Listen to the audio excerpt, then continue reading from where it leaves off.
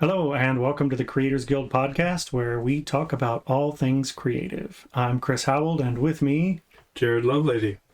So, we are here to talk about literally anything creative that happens to come into our mind. Mostly, or at least starting off each episode, we're going to talk about our book. Some close-ups there that you may or may not be able to see. That's okay. We're going to talk about the world of Duradim and the world that we've created.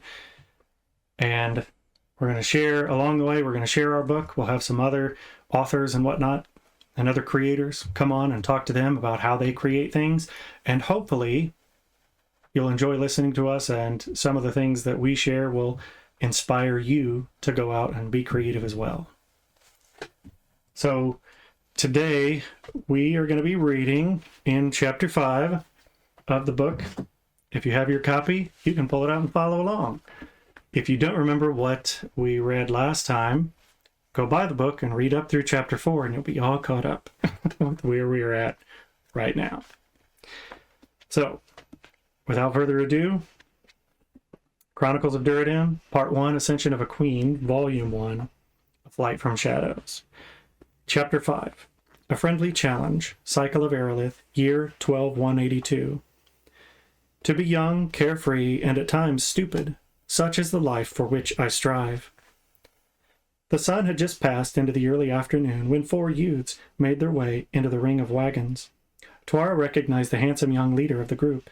He was tall and lanky, and his red hair clashed against his bronze skin. It was rare for Parames and Brindians to have children, or any of the races of Duradim to mix, for that matter, and Jephram was the only child of such a union, Tuara knew. It was a bit odd, really. She knew her own people considered themselves above everyone else, especially humans, although she didn't really see why. Except for their difference in lifespans, they were much the same in her estimation. She had never really thought about what it would mean to take a wood elf or drow as a companion, though she knew the child of drow and high elf would never survive. It was just the way things were done, even among the Trekken. "Jephram, is that you?" she asked, springing to her feet to welcome him as he strode into the encampment. "Gods, look how you have grown. You've become quite a handsome young man. No surprise, you always were a cute child." Jephram blushed indignantly. "Child? I'm old enough to have my colors." At that, he reached to his right side and lifted the long tails of 2 brightly colored silk sashes, one red, that represented their Trekken band, the other yellow, a symbol of Jephram's house. The 2 colored sashes were given to each Trekken youth at their coming of age.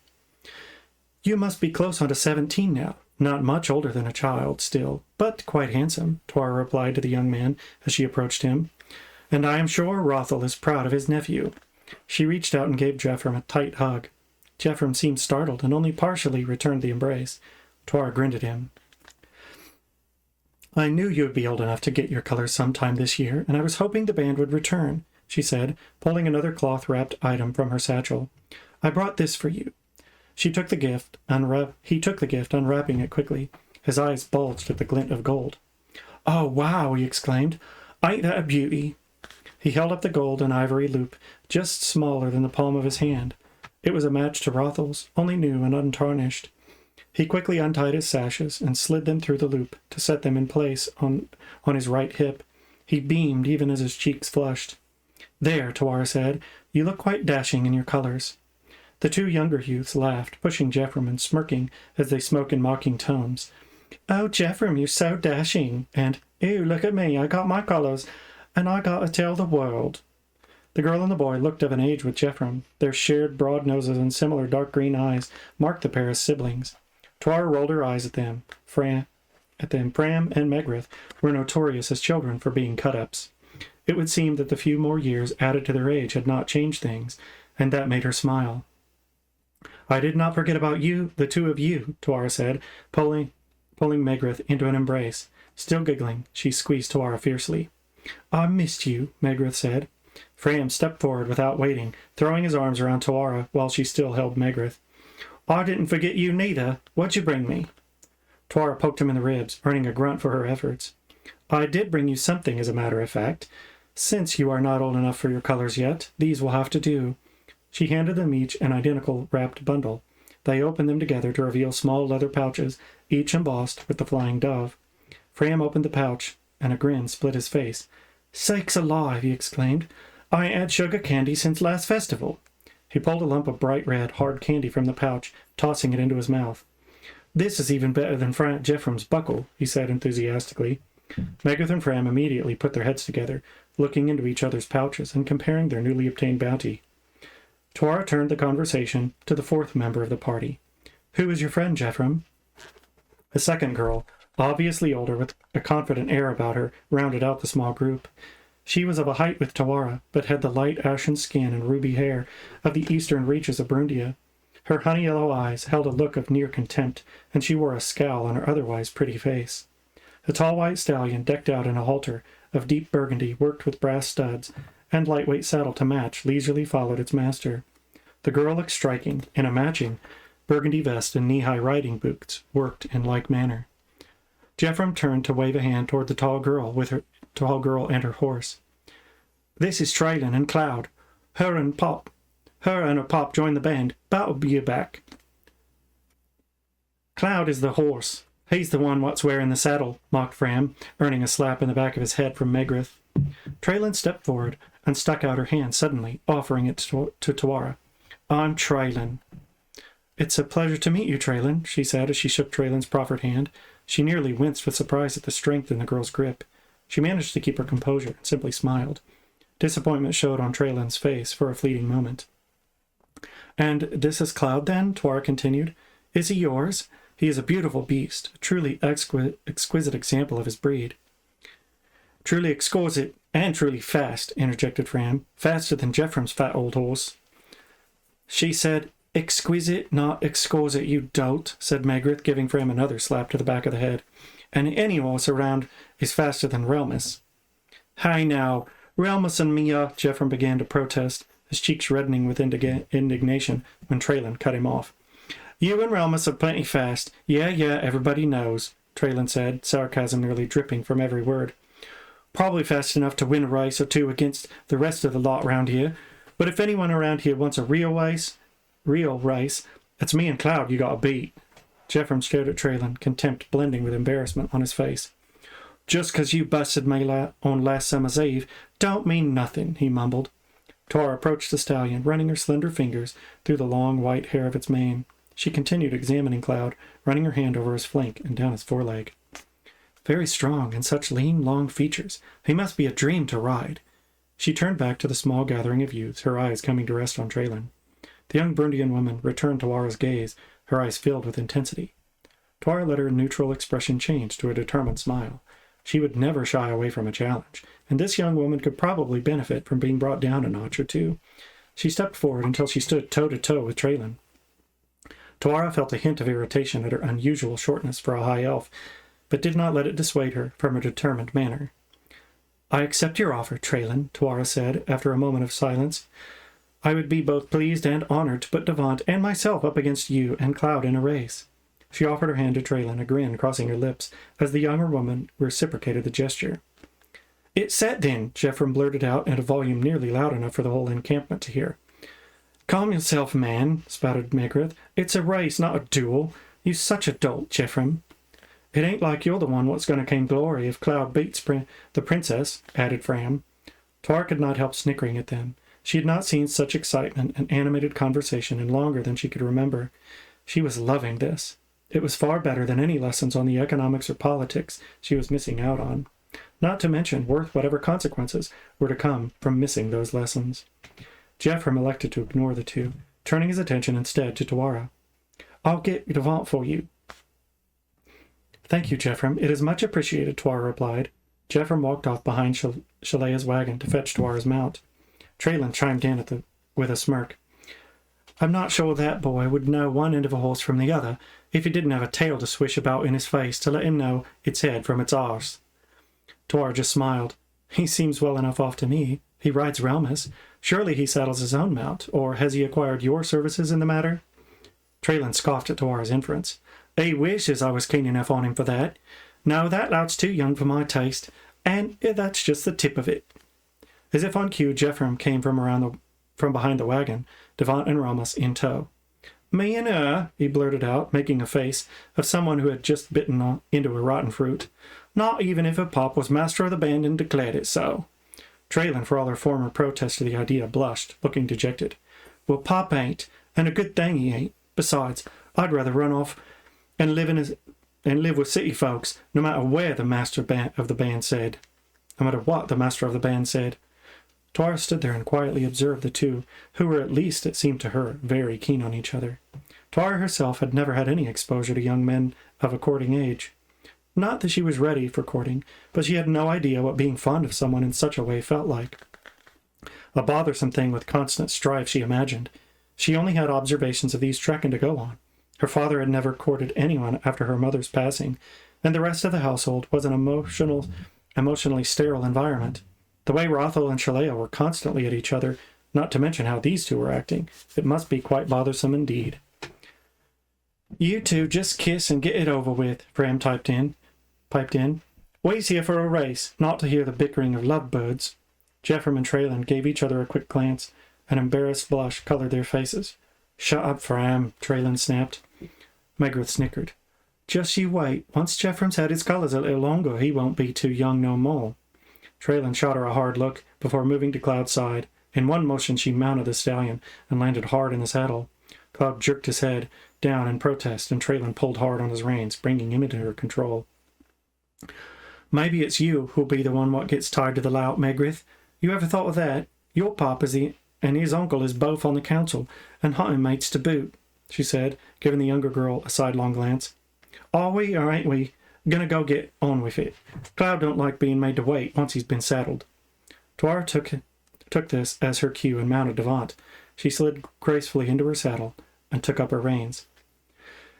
Jeffrem, what's going on over here? Came Shalea's voice from the group of women still seated at the table. Why are there so many horses in my camp circle? Beside Tamila and Veril sat two additional women in the chairs near the fire pit. They had all been in deep conversation when the group of youths first appeared. The presence of 3 horses had apparently been enough to attract their attention. It's okay, Aunt Shalea. We was just showing to our Traylon's horse. We just wanted to... That may be, interrupted Shalea, but this ain't a stable. If any of them leaves a mess, you'll be the one what has to clean it up. I don't want to step in anything, because you felt the need to impress a pretty girl by turning my campsite into a barn. Jeffrem's face went red again, and he let out an exasperated groan. We's going to go riding, he said, annoyance clear in his voice. I just brought them in for a minute, so Twara could get her horse. And I'm sure she needed to get in the saddle right in the middle, right next to my table. You couldn't have met her on the other side of the wagon with her horse. Besides, she continued, I wouldn't recommend a ride this afternoon. I can feel a storm coming. There's not a cloud in the sky. You always say it's going to rain when we want to do something fun. And she's always right, said Tamila matter-of-factly. You mock me if she isn't. We won't be long, said Jeffrem. We's just going to... Well, do as you please, said Shalea. It won't hurt you to get your heads wet. Well, go on then, she commanded, rising from the table. She seized her long stirring spoon. She waddled toward Jeffrem, swinging her spoon in a shooing motion. Go for a ride before one of 'em raises a tail. We don't want no mess in here. The horses whinnied and tossed their heads as all 5 youths and the 3 horses were driven like a herd of sheep outside the ring of wagons before Shalea and her spoon. As they left the encampment, Fram and Megrith ran to the pickets to retrieve their already saddled horses. Plain animals, they looked more suited for pulling a wagon than carrying riders. In truth, they probably were a wagon team when the band was on the move. Jeffrem took the lead and walked Relmus out of the trees onto the hard-packed road, turning to head further west. The road ran straight past the copse for a mile before it disappeared in a curve between 2 hills. Where do we start? Asked Twara, riding up beside Jeffrem. Is there a clear stretch up ahead? Not here, snorted Traylon with disdain as she rode up on Jeffrem's other side. Racing on the road's no challenge. The horse does all the work. There's a valley not too far off. It'll test your mettle, unless cross-country's too rough for you. She sneered past Jeffrem at Twara. Oh, Devant and I quite enjoy cross-country riding, replied Twara, smiling demurely at Jeffrem, before flashing a grin of innocence back at Traylon. Traylon scowled back. Twara half expected her to spit. Instead, she spoke, her tone condescending. Well, this ain't just a country ride, Princess. We'll see how well you've trained that pony of yours. She put heels to her mount to pick up speed and called over her shoulder, "Come on, we don't want to take all afternoon just getting there." Jeffrem shrugged over at Tawara. "She's right. It's a good hour's ride to the valley. We probably should ride faster than a walk." With that, he rode forward and quickly caught up with Traylon, where he settled into a trot beside her. Jeffrem was saying something to Traylon, but she was riding with a stiff back and not looking at him. "You get used to it," said Fram, riding up on Tawara's left side. "They's always like that," continued Megrith from Tawara's right side. "Someday they'll finally admit they like each other, and we'll all get a little peace around them." Fram rolled his eyes at the two girls riding ahead on his bay. "Well, come on then," he said. "We better keep up, or they'll give us what for lagging behind."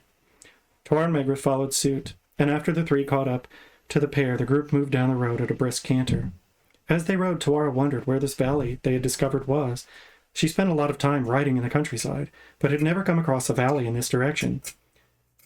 Perhaps it would be a place she could return to in the future, if the terrain was as interesting as they claimed it to be. The sun was high in the afternoon sky when the group of riders crested a ridge and came to a stop. "Just down there," said Jeffrem, pointing off to the north. From their vantage point atop the ridge, the land spread out in open rolling plains for leagues. Shadows passed across the wide open space, cast by great billows of clouds mottling the sky. The road wound its way down from the ridge into the plains, following the contours of the low rolling hills. Some half a league off the road was the dark beginning of a crescent splitting the open land. The split opened wider as it wound north and west. Tawara could just make out the red of cliff walls. The valley they were seeking must be down in the bottom of the ravine. "I must not have ridden this far west along this road," said Tawara. "It is quite lovely here. I'm excited to see the valley. I always love to discover something new." "We discovered it, not you," Traylon said hotly. "Leave off," said Jeffrem, shaking his head. "She's just discovered it for herself. She's not claiming it on anything." "Well, she can't have it anyway," said Traylon, scowling at Tawara. "Actually," Tawara replied, feeling annoyance start to rise in her at Traylon's outright hostility, "we are in the province of Avalonia. All the lands you see, from the Aerith Mountains to the border of Darshova, are under the rule of House Umari. As the daughter of the Baron of this province, not to mention Princess-elect of the realm, the future heir to the throne, I, in essence, have ownership of all these lands already." Traylon looked at Tawara incredulously. Her cheeks reddened with embarrassment, as though just coming to the realization that Tawara truly was a princess of the realm. She dropped her eyes. A hint of fear came to her voice. "I'm sorry, Princess. I didn't mean—" She trailed off. Tawara gave a slight nod to Traylon. "No need for apology. You are migrants passing through these lands after all. One cannot expect you to understand elven proprieties." An awkward silence followed the brief dressing down. The group members glanced around at one another, but avoided eye contact with Tawara. "Shall we continue?" asked Tawara lightheartedly. "I'm anxious to see how my pony does against your lumbering beasts." Awkward chuckles passed through the group as the tension broke. "Follow me," said Jeffrem. "The trailhead down is harder to find than what you'd think." "And you'll miss it," said Traylon dryly. "I'll lead the way." And she urged her mount to a trot, leaving the road, heading toward the tip of the crescent. The rest of the small company followed, falling into a single file as they wound their way around the small patches of scrub and large rocks. As they descended a slope next to a large outcropping, Traylon abruptly turned Cloud into a patch of dense brush. The horse and rider disappeared into the face of the rock. Jeffrem turned Ralmus, and the pair seemed to disappear in the same manner. As Tawara approached the spot, an opening in the rock revealed a crevasse just wide enough for a single rider. Stones littered the narrow pathway that descended toward the canyon. Tawara turned Devant to follow, her knees brushing the walls, rocks skidding under Devant's hoofs as they made their way deeper in. The pathway followed a sharp bend, and the crevasse abruptly opened wider as it arched away through the stone. At the far end of the curve, Traylon and Jeffrem sat waiting on their mounts. "We thought you changed your mind," said Traylon with a smirk. Before Tawara could respond, Megrith and Fram rode precariously past her into the gap. Around the curve of the rock wall, the gap opened wider. A thick layer of loose rock covered the ever-increasing slope, like a river of stones flowing downward between the canyon walls.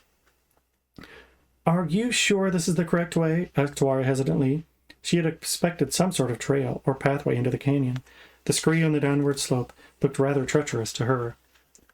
"We didn't have no trouble last time," said Traylon. "If you's nervous about going down a hill, you can always go back to the camp." Of course I'm nervous, Tuara shot back. Only a fool would think there was no danger riding down a rock-covered slope like this.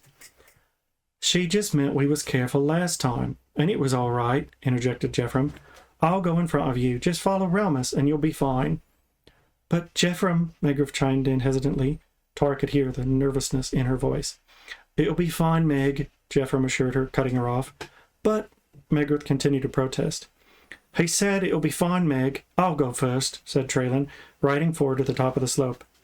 When I'm far enough down, the next one of you can follow.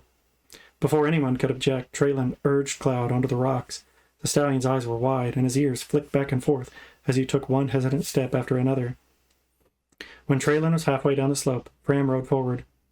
I'll go next, he said boldly. You follow me, Meg. Just go slow and easy.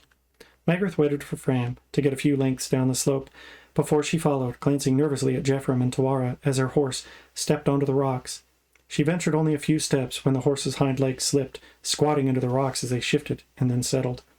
Megrith clung to her saddle's pommel and let out a high-pitched squeal that echoed off the canyon walls. Devant flinched at the sound. The whites of her eyes showed as she sidestepped and stomped hooves. She sent loose stones sliding down the embankment. When you reach the bottom, I'm going to punch you in the face, Jeffrem, Megrith shouted over her shoulder. This is ridiculous. The shouted threat seemed to give her a measure of confidence, and she started her mount forward again. I suppose it's my turn, said Tuara when Megrith had moved further down the slope, her calm voice at odds with her inner apprehension. Against her better judgment, she gently urged Devant forward, patting her on the neck as the horse stepped gingerly onto the scree. Her instincts told her this was not a wise decision, but she was the one who had pushed Traylon. The other three had already made it down the slope, and there was no way to turn Devant around now. She pushed her doubts down as far as she could and tried to focus on remaining relaxed in the saddle. There you go, she encouraged gently, slow and calm. We will make it to the bottom just fine. She kept her voice soft, willing Devant to reciprocate her emotions and remain calm. They moved a short distance onto the loose rocks when Tuara heard the crunch of hooves on stone behind her. Not yet, you idiot, came Traylon's voice from the bottom of the slope. Tuara looked over her shoulder to see Jeffrem and Relmus had already moved onto the rocks, and they appeared to be moving faster than Devant and herself. Jeffrem, no, you must wait, Tuara exclaimed, panic rising in her. You are moving too quickly. The sound of stones sliding came from under her, and she felt Devant's legs buckle. The horse shrieked as she squatted into the now moving slope. Tuara tried hard not to hinder the horse while keeping herself in the saddle. As she leaned forward, Devant reared. Suddenly the world turned upside down. She felt the sensation of falling, before being enveloped by the pain of tumbling with the flowing rock.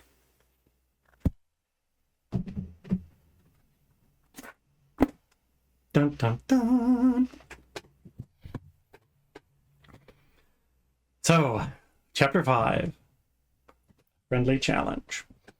Yeah, we really went back and forth. I mean, not like at odds with each other, but went back and forth discussing like some of the chapters like this where we want people to know and love our characters. Or like in order to know and love our characters, the characters have to have life. So, hopefully you're starting to get a little bit of a semblance, of who the people are, what the world is like, in which these characters live, and how they do things, what their experiences are. So hopefully you are starting to enjoy them, starting to like them. Jared, any thoughts on that chapter from your end? And no, I mean that was written fairly early. Yeah, long time ago. And it was one of those that really didn't receive, other than the chapter originally was much longer, and we broke it up. Other than that, we didn't really change anything in that chapter throughout our edits. No. We tried to add a little bit of a personal touch, because there was like Tuara giving gifts and stuff, well, both to Rothel and Shalea, and then again to the youths.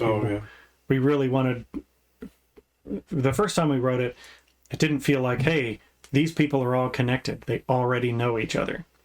So we went back and said, we want the relationship between Tuara, Jeffrem, Fram, and Megrith to be a lot more meaningful and a lot more personal than it felt the first time. It was your sister's idea, wasn't it? Yes. Give them... Yeah, Melissa, my sister, she was like, yeah, I like these characters, but why does Tawara care about them? We're like, yeah, that's a good point. So we added in some of the things where, you know, Tawara's been coming out to this band and coming out and visiting, where people that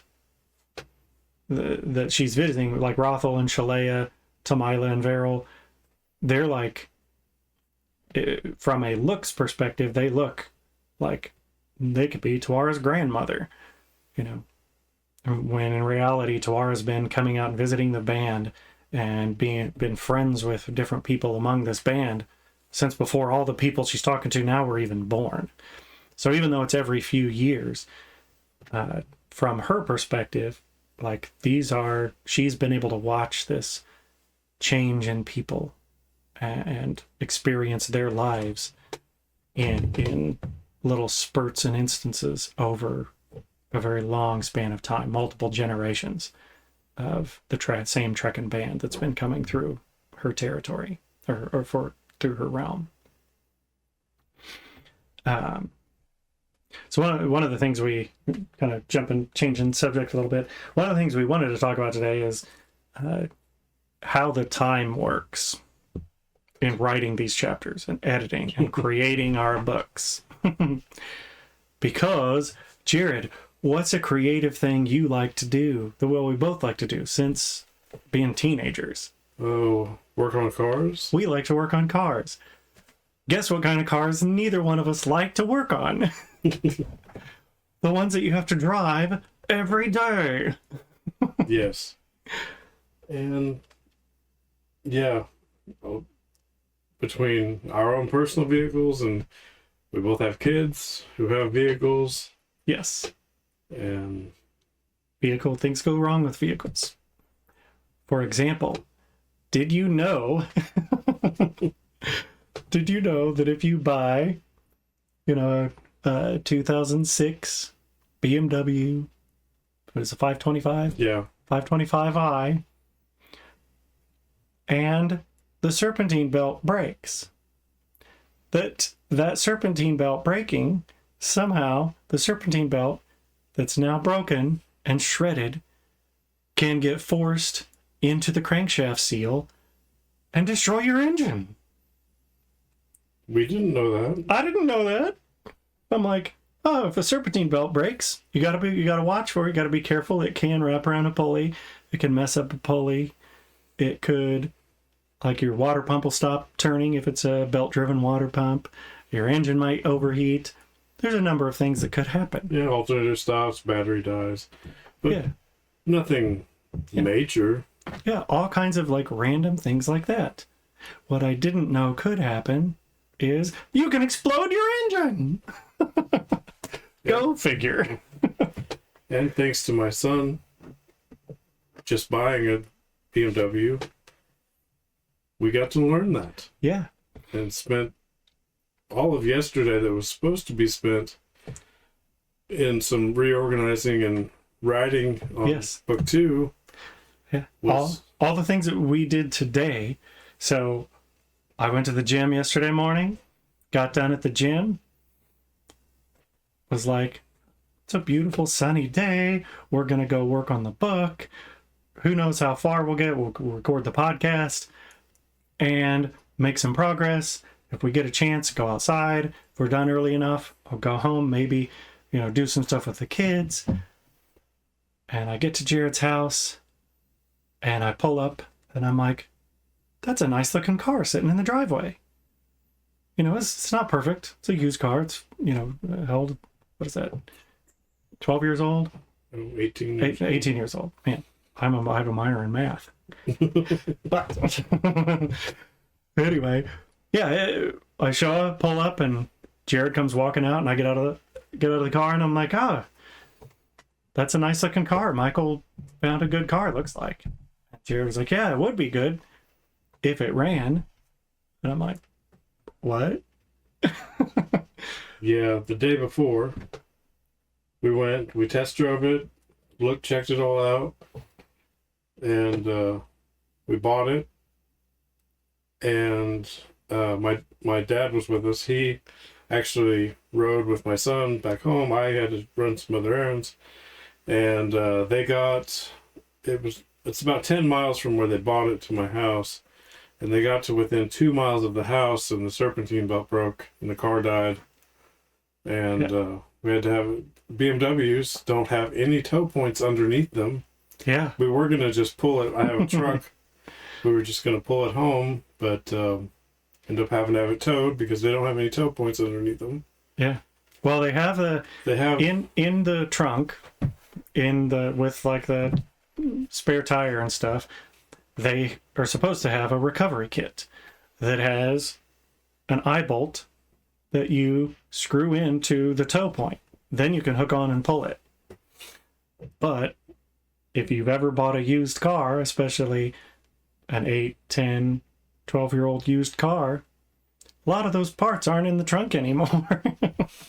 Well, the recovery strap we have doesn't have a hook. It has loops. Yeah. So it wouldn't have done us any good anyway. But, yeah, so it's been a good time. Yeah. Now we've got about $300 worth of parts ordered, and Yeah. tear half the engine apart. And when Jared came out, we talked about it, and we were like, yeah, well, we need to get this belt replaced. Get the old belt was wrapped up, shredded, and just cinched down tight around the crankshaft, wrapped up behind the crankshaft pulley. So we got under and looked at it, and Jared was like, well, if we get this fixed, it shouldn't take too long. We're going to have to cut some belt out and whatnot and make sure all the pieces are out. And then we just put a new belt on, and then we should be fine. And I'm like, yeah, okay. It might take a little bit of maneuvering because that belt was really wedged up in there.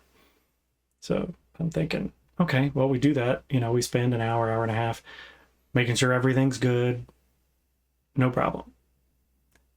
And so we get all the belt off and everything. And then we're like, okay, well, Jared had said when you tried to start it, like the engine, the pulley had, with all that around it, had locked up the engine so the starter wouldn't turn the engine over. Well, to get it off, we were able to put a wrench on the bolt for the crankshaft and rotate it a little bit. And we're like, well, the engine will turn. It's tight because it got belt all around it. We got it all off. And we're like, okay, now it turns. So the starter, we should be able to start it. So Jared's like, start. Yeah, and nothing. It's a push button start. So it's not like the older cars with a key where there's a direct. Yeah, you can't control it. It's whatever the computer is going to tell it to do. That's what it does. So. Yeah, it does nothing. Yeah. And it may be a bad battery. But it's more than likely a bad sensor that the belt tore up. Which, it's probably a good thing because if it had turned over, we would have just thrown a new belt on it and been like, all good. But then we came in and started Googling why after a serpentine belt breaks on a 525i, why wouldn't it start? Like, why won't the starter? Why won't it start at all? And then we found, and it was like chaos, because if a serpentine belt shreds on a 525i and it pushes into the crankshaft seal, you get to tear the engine apart. Yep. So that's on its way. Yeah. Which, all of that to say, writing books takes a while. Sometimes it really takes a while.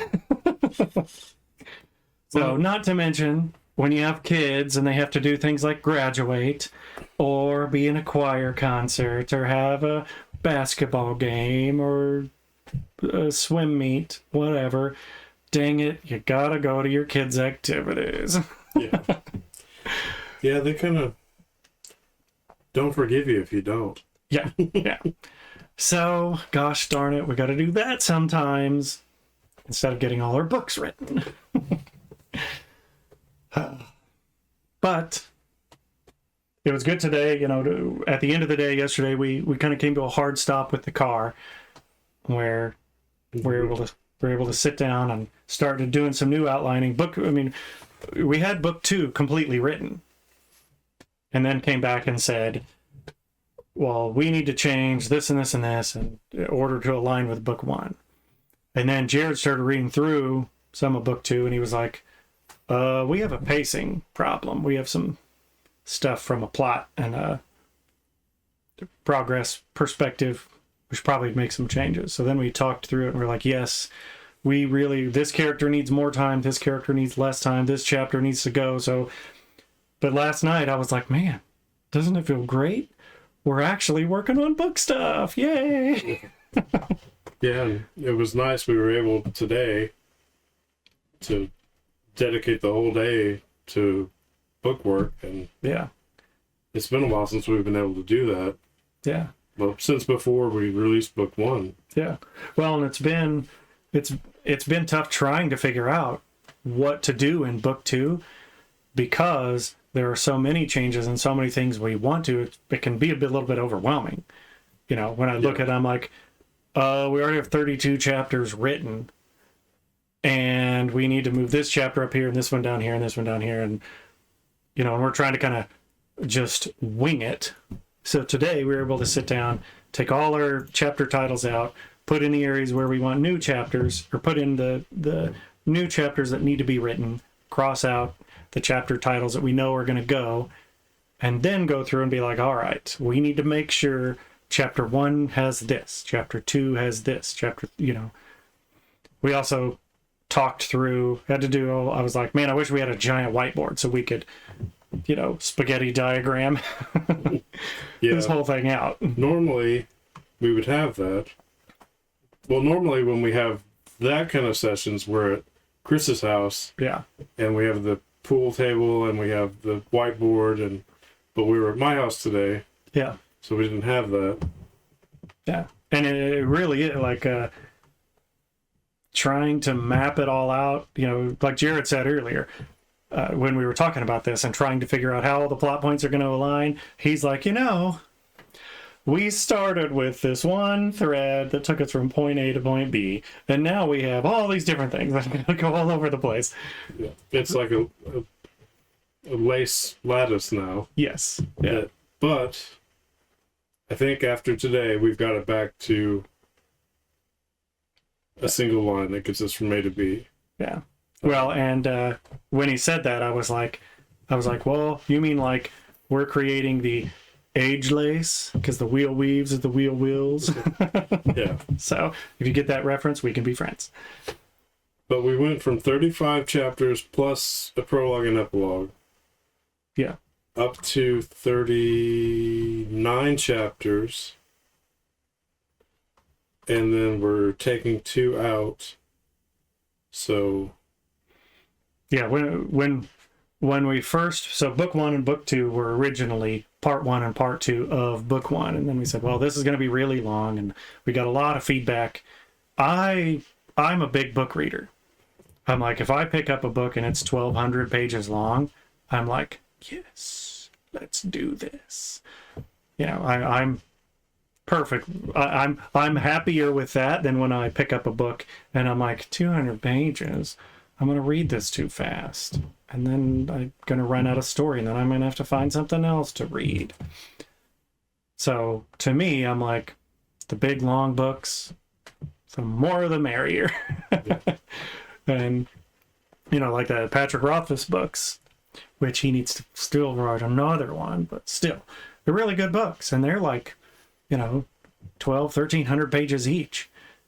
But I love just getting sucked into the world and going with it.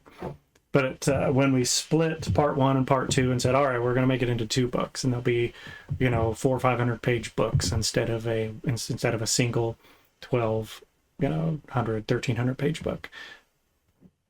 When we broke them apart and we went through the story the first time as book 1 and book 2, I was like, Jared, book 1 is going to have a lot more words in it than book 2.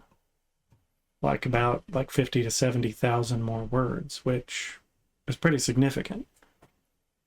And now I'm like, I think the opposite's going to be true. I think we're going to have probably at least 50,000 more words in book 2 than we have in book 1. Yeah, we're looking at probably book one is basically 450 pages. I'm guessing 500, Yeah, 500 maybe. maybe 525. Yeah, something like that. It's probably where we're going to end up with book two. So, hey, if you like long books and the long story, I mean, we have 14 books planned, and they're all going to be, the plan right now is they're all going to be somewhere in the 400 to 600 page range. But who knows? Yeah. I don't foresee any of them being shorter than book one. But I also don't expect any of them to be longer than that, like, 600-ish pages. Yeah. But we'll see. With 14 books, we don't really need. Of course, to say that, and then We say that, but I mean, we were just talking through. There's like in book two. So book one it's fairly linear. We bring in a couple of little points, but it's fairly linear. We're following Tawara. We're really getting introduced to Tawara and some characters that are coming into her life. And then all of a sudden in book two, it's really like okay, for Tawara, she's on this path, and crossing her path within that is this thing's got to cross, and this has got to cross, and this has got to cross, and so we start weaving real fast, getting into book two broader, and then by the time we get to book three, like it's going to be we're going to be following three main characters definitively in book three. yeah, And then there's going to be we have at least two bad guys and a side character and a non-main but supporting character that also are going to have their own. We're going to have to follow them through book three. So some people write, like, if you read you've read George R.R. Martin, the Song of Fire and Ice, he'll go back and forth between some different characters, but they're all within the same world, and you follow some characters in Westeros, and then in the next book, you go across the Narrow Sea and you follow Daenerys and the people over there. And it kind of is whole like continent shifting. And if you read Jordan, yeah, it's more part. One book will be based on a couple characters, yeah, but you're changing characters within the whole story. yeah, You'll do a chapter or two with this character, and then another chapter. You're going to go over to a different character and weave them, and maybe they may not weave together at all. Yeah, in that book, at least, yeah, not yet. Well, and that's one of the things that I didn't like with Robert Jordan, and I'm like, he sold millions of books, so who am I to critique anybody? But, if you've read the Wheel of Time series, we follow Rand and Matt, and there's like little mentions of Perrin here and there when you get into the middle books. I don't remember, like around like 7 to 10, somewhere in there. And then all of a sudden, we haven't heard very much about Perrin at all. Well, I think one of the books, he may not even have been in it. And then all of a sudden, it's, okay, we're picking up Perrin's story. And I'm like, oh, good, we're back to Perrin. Let's see what happens. And as I'm reading, then I'm like halfway through this book, and then I'm like, wait a minute. We're like 2 books behind on this story that we're like, now I have to jump back in the timeline and try to piece back in. And I'm like, I wish he would have broken up instead of focusing on, well, I'm just going to focus on these two. I wish he would have taken those two story, like Rand and Matt, and been like, we're going to tell this portion of Rand and Matt's story and this portion of Perrin's story along the way, and kept the timelines, run them parallel. Yeah, there's got to be a little bit of fall back a little bit and catch up, and fall back and catch up. But it's like, I mean, it's a long time. Yeah, it covers a lot of time where you're just reading about Perrin going from way back here. And I'm like, what? Ours is so far, and I think it's going to stay pretty linear, and all the timelines, as far as timelines go, are going to stay at the same pace. Yeah, that's what I want to do. I mean, it makes for the reading itself means, like, sometimes we're looking at stuff and I'm like, dude, we're already 7 chapters in, and we've had to branch a little bit and be like, okay, here's this. We got 2 chapters following this character, and they kind of get up into an upper arc, and then the next portion for them is going to be a little bit of, okay, well, now they need to swing back the other way. Well, if you're just following that one story, that's okay, but then when you jump back to somebody else, it's kind of jarring, in my opinion. So we're doing it, we get a couple chapters here, and then we pick up with this person, and they overlap, and then they overlap, and then they, Yeah. And our plan is, with all of our books, to kind of continue at that pace. So I don't know, anybody listening, throw a comment out of what you think. How do you like books? Are you the type of reader that you just I want to know one character's perspective, I want to follow that character's perspective all the way through, I don't want any change in perspective, change in characters, I just want to follow this person and only that person? Or do you prefer, like, sometimes you can be a narrator that it's an omniscient narrator that tells everybody's story all at the same time? To me, it's confusing. It gets confusing to me when authors write that way. But unless there can be some that are good at it, but mostly it doesn't work as well for epic novels. If it's like a cozy mystery, some short stories, stuff like that. It works all right then. Yeah. But one thing we do have, or I think we're gonna have in book 2, book 1 is a beginning. Yeah. It's just a long beginning. Yeah. Book 2 has a beginning, a middle, and an end. It's not ending the story. No. But there's an arc within the book more than there is in book 1. Yeah. Yeah. Book 1 is really, like we said, what we're really writing is a 14 chapter story. And within each chapter, there are broken up into, it's a 450 page chapter. Yeah. For book 1. And then book 2 is, well, here's the next chapter of all the things to get us from, along this arc. But it does have a little bit more, at least the way we have it outlined right now. It'll be a little bit more that way. So we hope you enjoy it. We hope you can find our book and go read it. Don't forget to go check out, we had Miller Thomas on before. He's going to come on with us again. He'll be with us a couple other times. We do have, there's part of the writing guild that we're in. We're going to have some other authors on.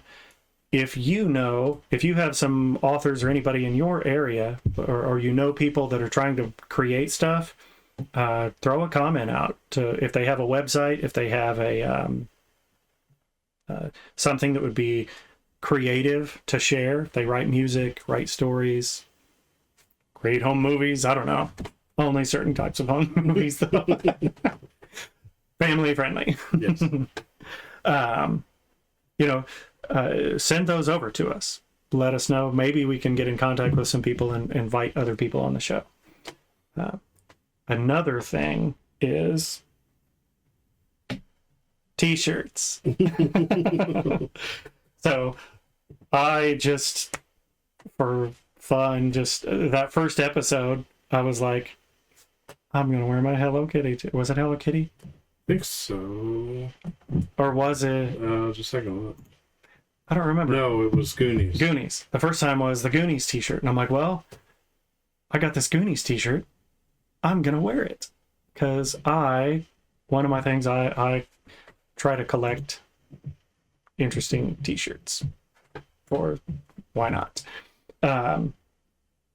So if you have some interesting t-shirt ideas, let me know.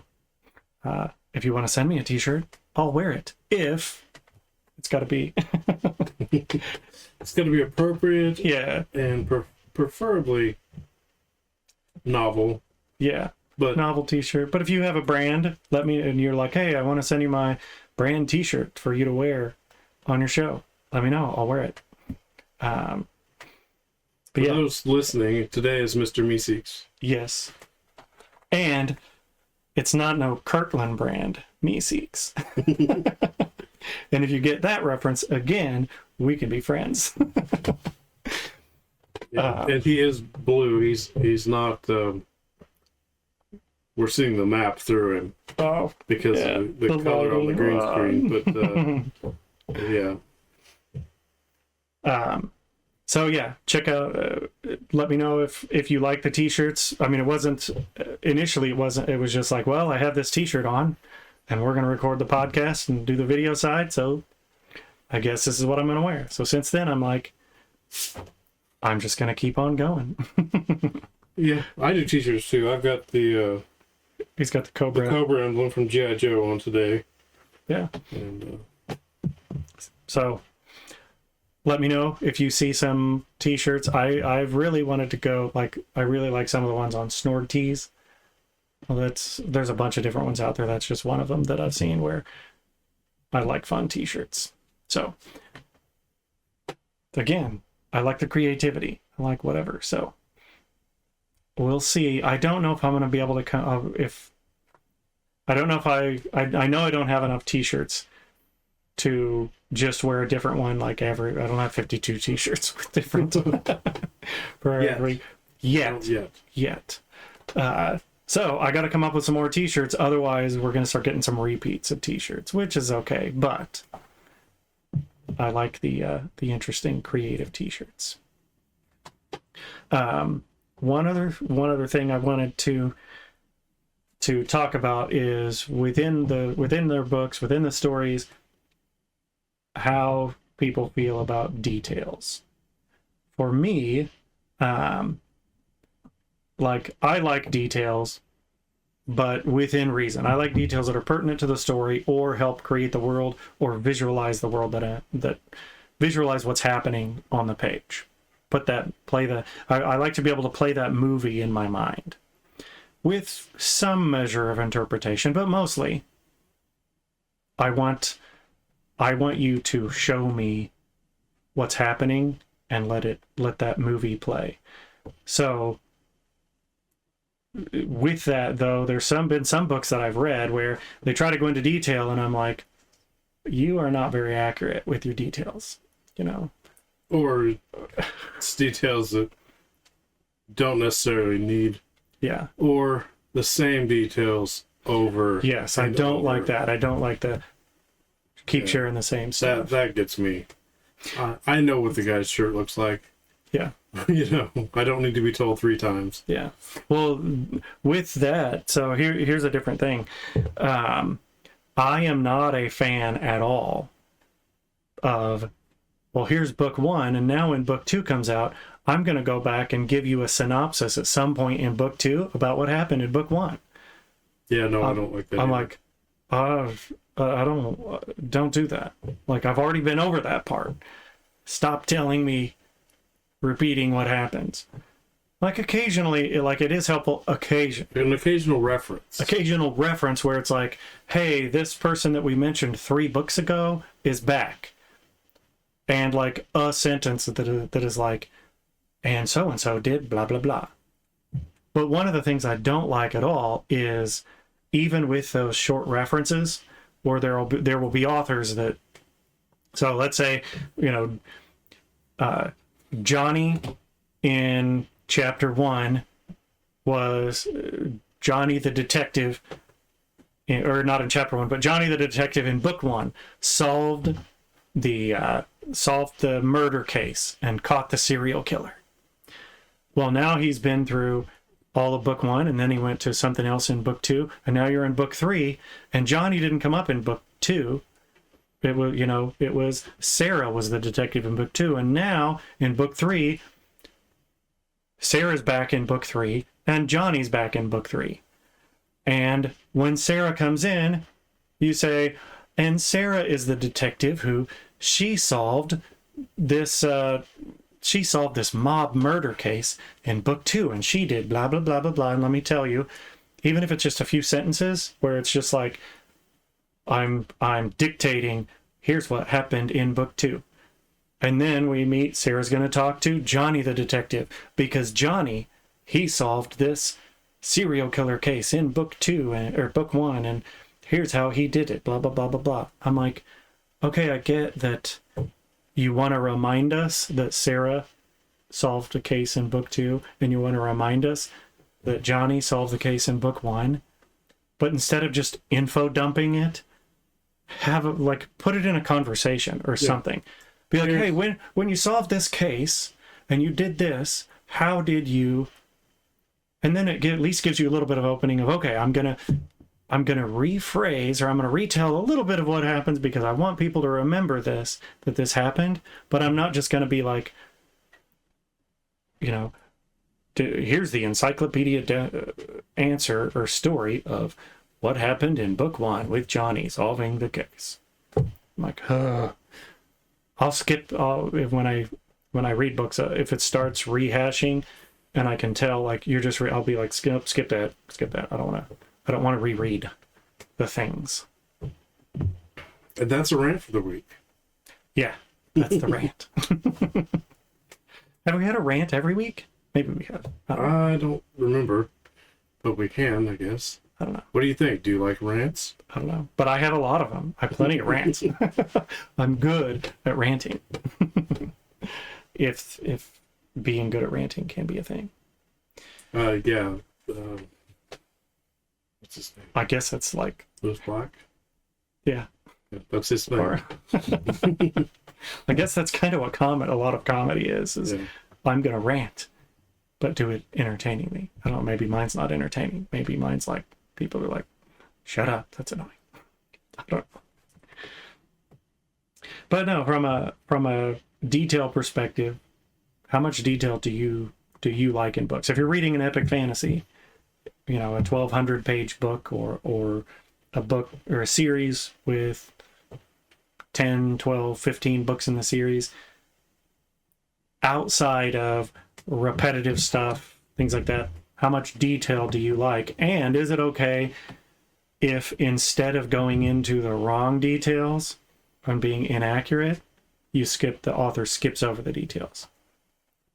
And just says, like, they're on a ship and it has sails. Yeah. And it's big. It has cargo, and they sleep in places on the ship, and they don't get into all the details of, they avoid anybody who's like... He hung his hammock on the third pillar of the whatever. Well, even if, like, well, that's not where a bilge is, or that's not, fore and aft, you mix those up, and, that you couldn't have that on a schooner. Yeah. Which is better?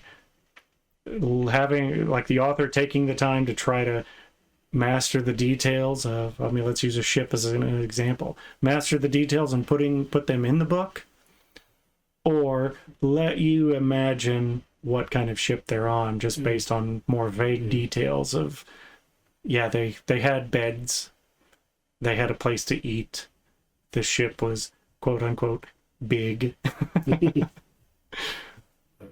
So I don't know, let us know your thoughts. Let us know what you think about the story as well. If you bought the book, and if you've read it, let us know what you think about it.